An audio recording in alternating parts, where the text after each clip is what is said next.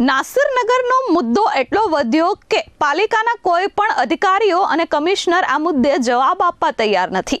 ત્યારે additional city ઇજનેર પાસે સ્ક્રિપ્ટેડ એક વિડીયો બનાવડાવી તે સોશિયલ મીડિયામાં વાયરલ કર્યો છે. આવો સાંભળીએ એડિશનલ સિટી ઇજનેર આ મામલે શું કહે છે. છેલ્લા 12 દિવસથી જે મુદ્દો સુરતમાં ખૂબ ગાજી રહ્યો છે તે મુદ્દે હવે એડિશનલ સિટી ઇજનેરનું નિવેદન સામે આવ્યું છે. સુરતના નાસિરનગરમાં થયેલા ભૂતિયા ડિમોલિશન મામલે તેમણે આજે ખુલાસો કર્યો છે. એડિશનલ સિટી ઇજનેર આશિષ નાયકે કહ્યું કે મનપાની ટીમ તારીખ 30/5/2026ના રોજ ડીમાર્કેશન અને રોડ ખુલ્લો કરવા માટે ગઈ હતી. એટલે નિવેદન પરથી સ્પષ્ટતા થાય છે કે જે અધિકારીઓએ પહેલા કહ્યું હતું કે અમારી ટીમ અથવા તો અમે આ ડિમોલિશન નથી કર્યું, તેમાં હવે બીજું નિવેદન આવ્યું છે અને આ માર્કેશન અને ખુલ્લો રોડ કરવા માટેની ટીમ એસએમસીની જ પહોંચી હોવાનું કહેવાયું છે. તેમણે કહ્યું કે અમારા કાયદાકીય જોગવાઈ પ્રમાણે અમે કામ કર્યું છે. અમે શાંતિ અને સુલેહ માટે પોલીસને પણ જાણ કરી હતી.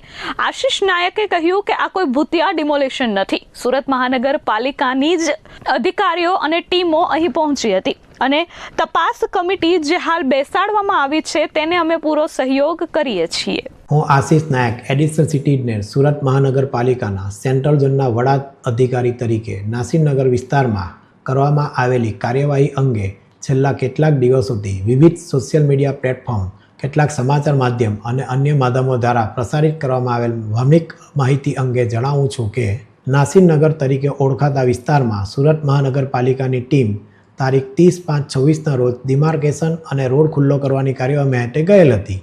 જે સુરત મહાનગરપાલિકાના હક સંપૂર્ણપણે કાયદાકીય જોગવાઈ અને પ્રવર્તમાન નિયમો અનુસાર હતું અને આ કામગીરી માટે સુરત મહાનગરપાલિકા સંપૂર્ણપણે અધિકૃત હતું. જે કાર્યવાહી દરમિયાન સામાન્ય સુલેહ અને શાંતિ જળવાઈ રહે તે માટે પોલીસ વિભાગને રૂટીન જાણ કરીને જરૂરી સહયોગ પણ પ્રાપ્ત કરવામાં આવ્યો હતો.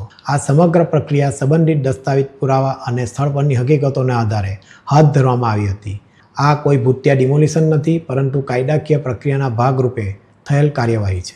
આ કામગીરી દરમિયાન થયેલી ઘટનાને લઈને માનનીય મ્યુનિસિપલ કમિશનર દ્વારા એક તપાસ સમિતિની રચના કરવામાં આવી છે. ડિમોલિશન સંબંધિત તમામ મુદ્દાઓ અંગે નિષ્પક્ષ તપાસ ચાલી રહી છે.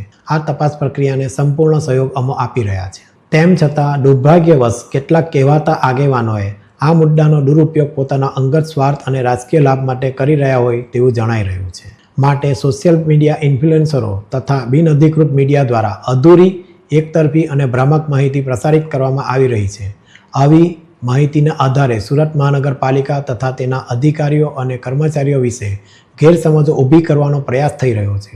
આ ઘટનાથી એસએમસીના અધિકારીઓ અને કર્મચારીઓ ઉપર સતત માનસિક દબાણ, જાહેર આક્ષેપો તથા એકતરફી પ્રચારના કારણે પ્રતિકૂળ પરિસ્થિતિનું નિર્માણ થયું છે અને અમારા અધિકારીને બિનઅધિકૃત મીડિયા દ્વારા દબાણમાં લાવીને બોલવા પણ દીધા નથી. આ પરિસ્થિતિના કારણે અમારા કર્મચારીઓ ભારે માનસિક તણાવનો સામનો કરવો પડ્યો છે અને તેઓ આરોગ્યલક્ષી કારણોસર રજા મૂકવા મજબૂર બન્યા છે. અમે તમામ નાગરિકો, મીડિયા પ્રતિનિધિઓ અને સંબંધિત પક્ષોને વિનંતી કરીએ છીએ કે તેઓ કોઈપણ પ્રકારની અપ્રામાણિક અથવા ભ્રામક માહિતી પર વિશ્વાસ ન કરે અને તપાસ સમિતિના સત્તાવાર તારણોની રાહ જુએ. Bureau report S24 news, Surat.